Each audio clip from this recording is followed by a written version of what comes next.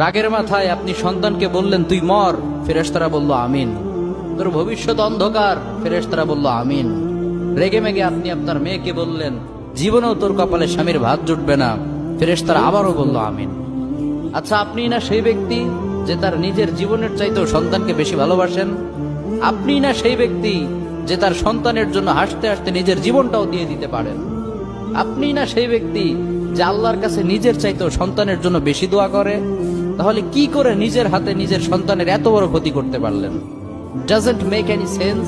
Common sense বলতে কিচ্ছু নাই আপনাদের?